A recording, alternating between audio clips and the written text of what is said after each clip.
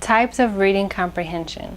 What we're going to look at are the levels of Bloom taxonomy and how it has the basic level of reading comprehension up to higher order thinking skills.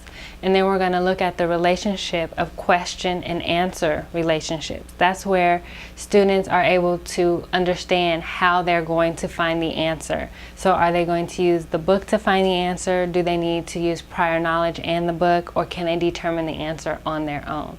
So let's take a look at the levels of Bloom's taxonomy. First, we're looking at knowledge. That is the basic level of reading comprehension. Can they identify who, what, when, where in the story? For question and answer relationships, we know that students need to look right into the book to be able to find the answer. They can point to it, it's right there on one page. The next level we're going to look at is level 2, which is comprehension. That's where it's asking them to describe and explain more things about what's going on in the story. At that point, it could be think and search. The students may have to look over a few pages in order to find the answer. For example, if I ask a student, can you please describe the main character? Well, the main character is throughout the book, so they may need to think and search and look throughout the book and throughout the story to find the answer. Now we're going to look at level 3, which is application in Bloom's taxonomy. That's where they might ask them to apply information. Well, looking at this character in the story, how would you change something, or how would you improve the character's relationship with another character? So now they're using a little bit of their information, and then they also might have to look over several pages of the book to think and search and decide on how they would improve the character and how they would apply their knowledge.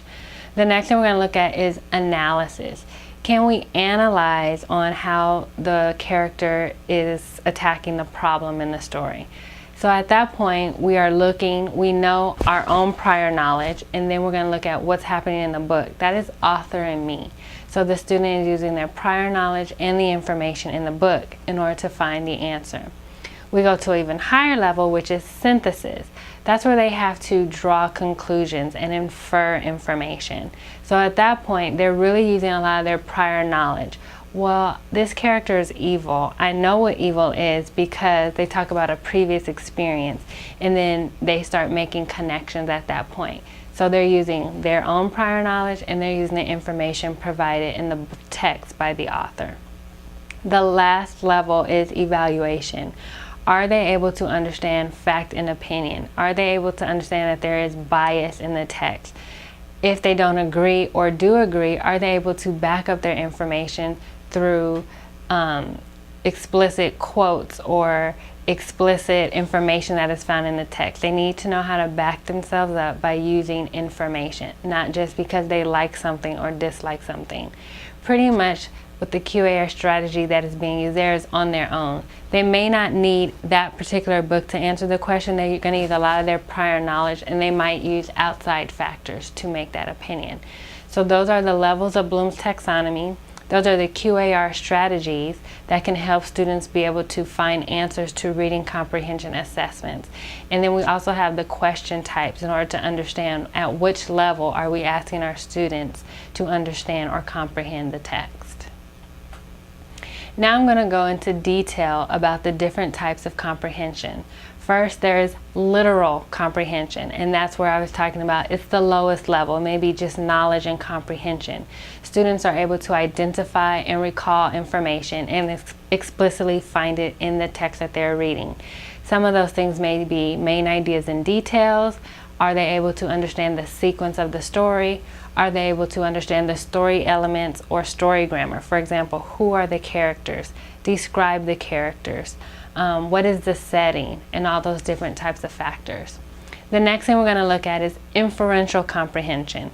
At this point, students need to take bits and pieces of information and draw conclusions.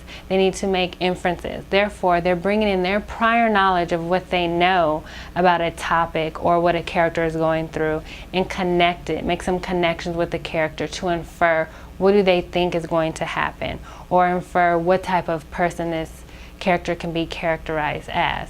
So we may use different comprehension strategies such as making and confirming predictions, inferring information about a character or a topic within the selection.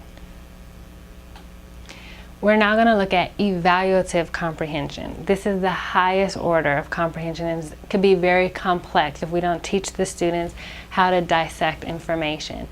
Here we're asking them to analyze. So we use a lot of the comprehension skills of, are they able to determine what is fact and what is opinion?